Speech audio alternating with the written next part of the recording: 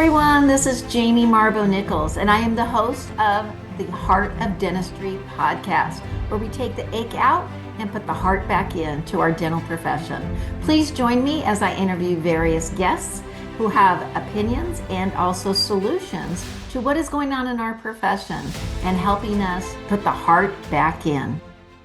Hello, everyone. This is Jamie Marboe Nichols with the Heart of Dentistry, and I have part two with my guest, Lorie Streeter with Max Assist.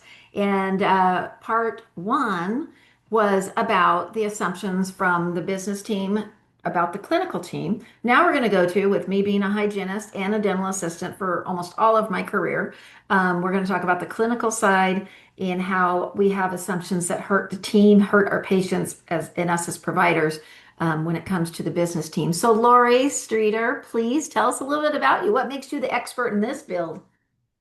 Well, let's see. Dental office manager for 12 years. I was at a very big popular DSO for about five.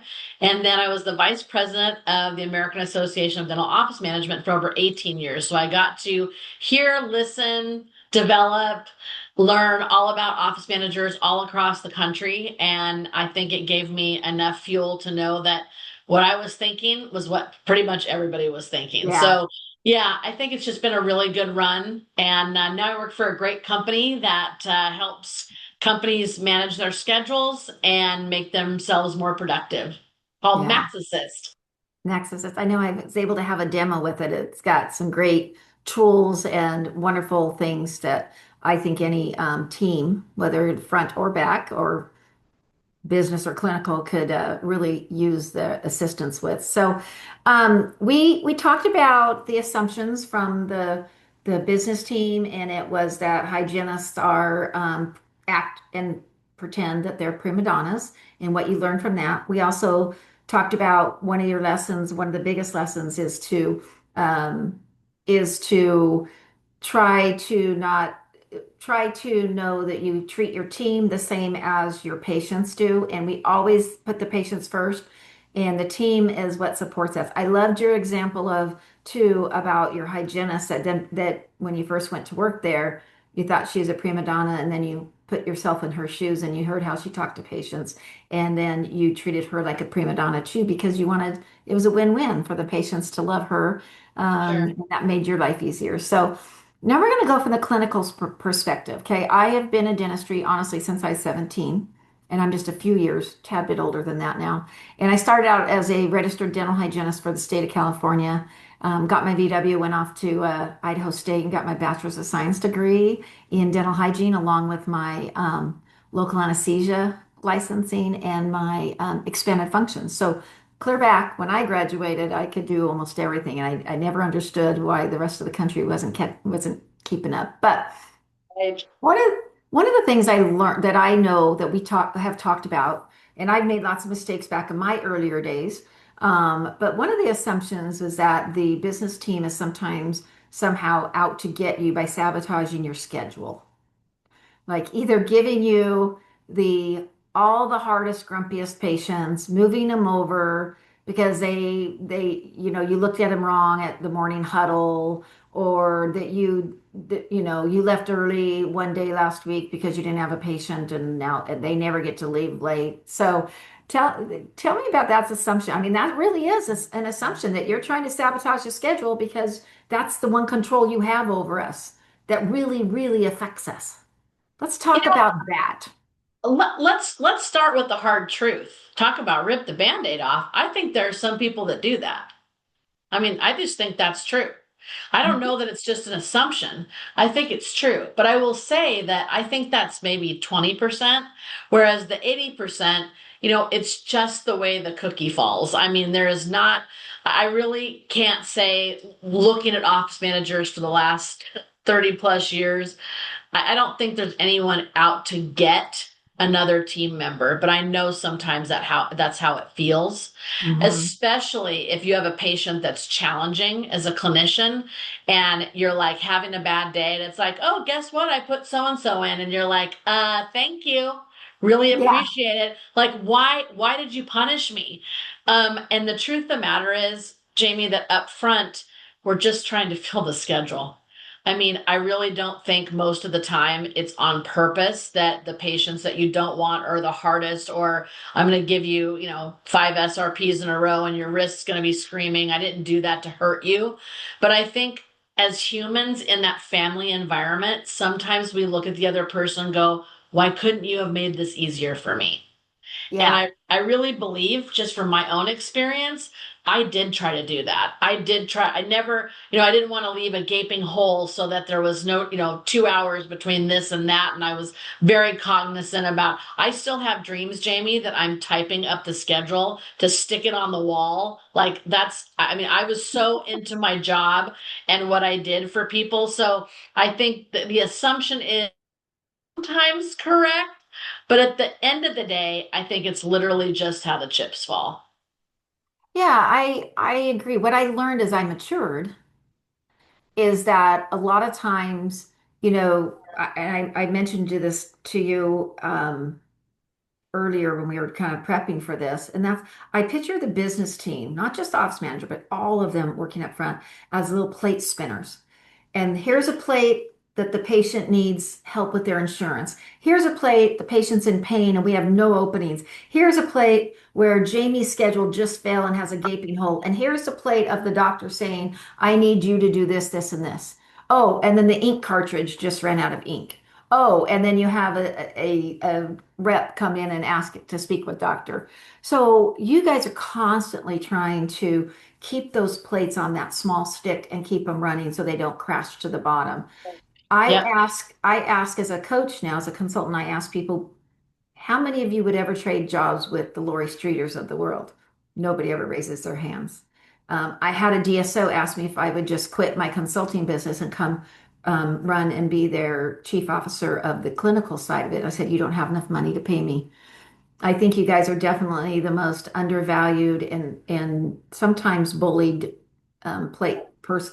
role in the office. What I learned to do is is go to my business team members and say, "Hey, is it fair enough if every once in a while I see that there was a hole in the schedule and I'm having a bad day because my dog was just hit yesterday?" And you got your nose to the grindstone. So, but is it okay if when I do have maybe a bad day in that 1 hour, I can clock out and just say, "Hey, I just need a mental moment."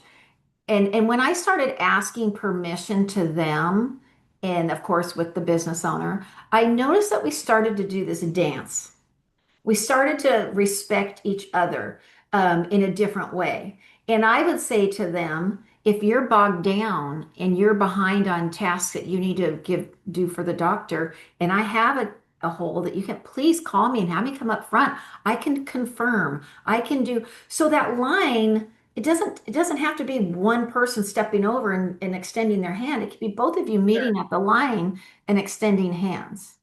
So basically what you're saying is you had the foresight to keep your communication really clear, ask for what was needed, and then it kind of erases that line because let's face it, when things are not clear, frustration fills that gap. Yeah. And anytime we have that case, there is going to be resentment with the teams. But what you're saying sounds like it worked beautifully. You're bridging it with, this is what I need today. And if you can help me, I'll help you. Yeah, and it goes that way all throughout the whole office, of course, but I think that it tends to land um, something out of just normal thinking for the whole clinical team, whether it's scrubbing is Mhm. not.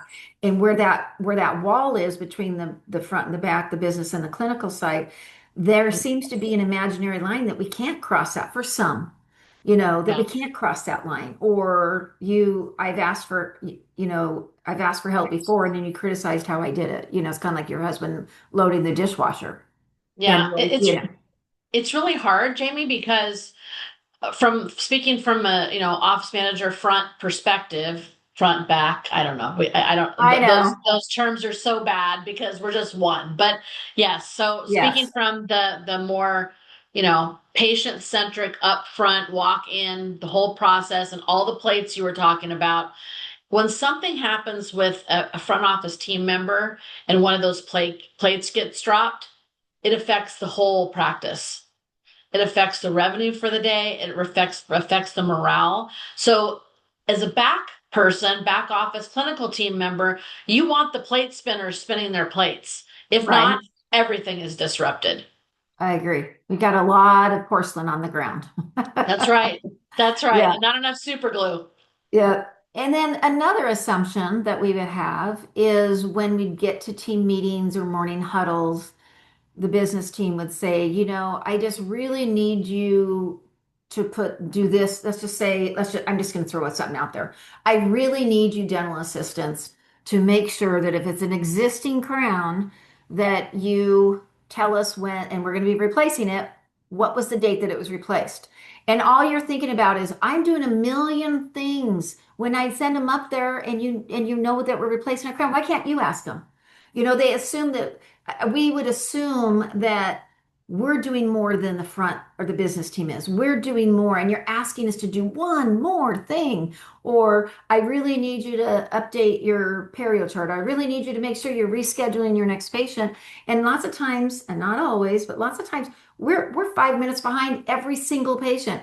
And we don't see why you can't do that too. Now, I learned all the differences. I trust me, when I became an Eagle Soft trainer, I saw, whoa, that's when I saw the plate spinner as my whole different idea of that. So tell me a little bit about that from the business perspective, because I already know what you're going to say, but let's tell the people listening out there why it is so important that we both get what we need to move forward.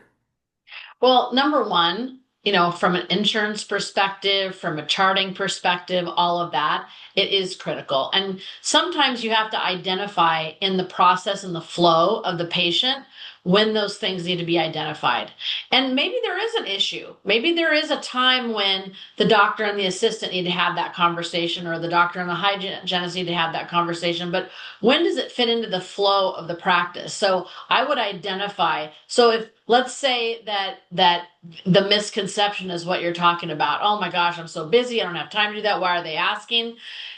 I think right there, this is when the stop, look, and listen comes in again. Or if we want to get fire related, we could say stop, drop, and roll. That stops all the conversation when you fall down on the floor and start rolling around. I Yeah. don't want to do that. I'm going to throw a tantrum right now. I think the way you positioned it, Jamie, I think the way we ask people to do things, how we say it to the other person, when they can sit up there with you and see what it causes, the problem it causes if they don't have the information. Because literally, it's not just the spinning plate. Then she has to take the plate off the thing and she has to walk back and then ask. Right. So it stops everything in motion while this person has to go get it. So the assumption is the person up front is trying to make it harder for me. She's trying to make me do more work. When the actual truth is that somebody has to do it, and it has to make the most sense. So it's more about communication and talking things through in a flow. Like, when does this make sense to come in? Exactly. That's the thing. And we're not having enough of those conversations because we're so busy. Bingo. That's the problem. When we have clarity and when we make sure the flow of when things are supposed to be done is actually doing that, the flow, it doesn't stop at a brick Right. wall where Right. you would have to stop everything, take that plate off the stick. I love that analogy. Go back and ask. And they're like, I don't remember. That was 2 days ago. Yeah. Or pick up the phone and call the patient and ask the patient. And well, I told Jamie that it was in 1999, you know. Yeah. And then that makes us look like we're not communicating on our end. Right. And I think if you look at it, there's not a whole lot of office managers failing. There's not a whole lot of clinicians failing. Their systems and their processes are Absolutely. failing. Yeah. So it's less about each other. It comes up that way. It bubbles up like they want me to, and they want it, they won't, and all the things. But Yeah. really, it's a system problem, and it's a flow problem. So Yeah. it's not personal; it's professional. Yeah. Okay. We ended, in our part one, we talked about one of the biggest lessons you learned that you would love to tell, share what you do. And I was thinking about this because that was kind of on the cut, off the cuff when I asked you that. But one of my biggest lessons, and I think it's kind of the whole theme of what we're talking about, and that's the assumptions.